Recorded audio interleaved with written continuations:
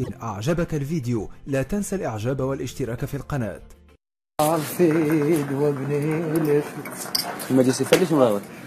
قاعد ردت موتني ايه بيها نص ما دنقت الله ايه ما دنقت يوم وصيحت كل فكري ظل